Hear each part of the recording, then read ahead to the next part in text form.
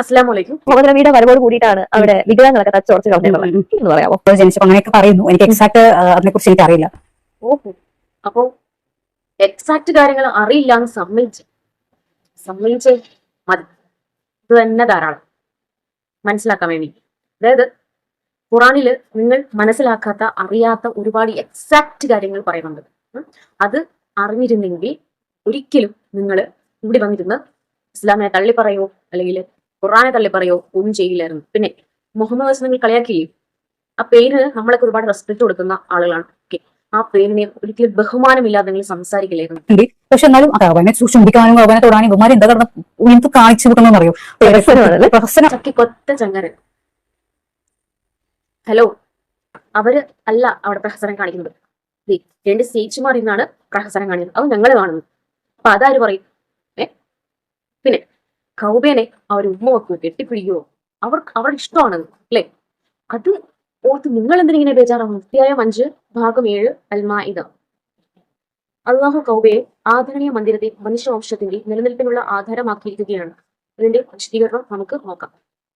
അല്ലാഹു കൗബയെ മനുഷ്യരുടെ നിലനിൽപ്പിനുള്ള ആധാരമാക്കി വെച്ചിരിക്കുന്നു. ഉത്കൃഷ്ടവും മാതൃകായോഗ്യവുമായ ഒരു സമുദായത്തെ വാർത്തെടുക്കുകയാണ് ഖുർആന്റെ ലക്ഷ്യം. അങ്ങനെയുള്ള ഒരു സംസ്കാരത്തെ വഹിക്കുന്ന ഗ്രന്ഥമാണ് ഖുർആൻ. ഒരു സംസ്കാരത്തെ പ്രചരിപ്പിക്കുന്നതിനും ഒരു സംഘടനയെ വളർത്തിക്കൊണ്ടുവരുന്നതിനും ഒരു കേന്ദ്രം അത്യാവശ്യമാണ്. കേന്ദ്രമില്ലാത്ത ഒരു സംഘടന വളരുകയില്ല. കേന്ദ്രം നശിച്ചാൽ ശാഖകൾക്ക് എത്ര തന്നെ ശക്തി ഉണ്ടെങ്കിലും അവ ദീർഘകാലം ജീവിക്കുകയുമില്ല. ഇസ്ലാമിക സംഘടനയ്ക്കുള്ള കേന്ദ്രവും അതിന്റെ സംസ്കാരത്തിന്റെ ജീവനാട്യവുമാണ് കൗബ.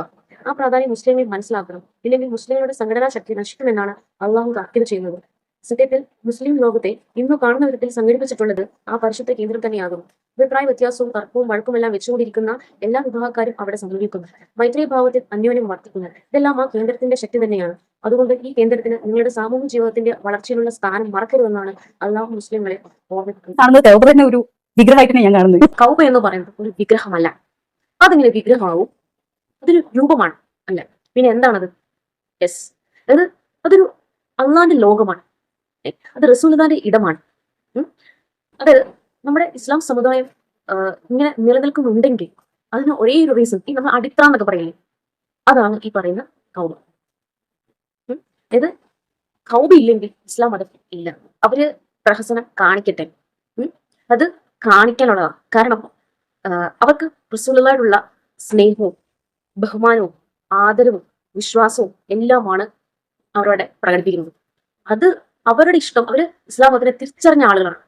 അപ്പോൾ അവർക്ക് അങ്ങനത്തെ ചെയ്തേ മതിയാവും. നിങ്ങൾക്ക് കാണാൻ പറ്റത്തില്ലെങ്കിൽ, ഇതൊന്നും കാണാൻ പറ്റുന്നില്ല എന്നുണ്ടെങ്കിൽ കണ്ണടച്ചങ്ങ് പിടിച്ചേക്കുക.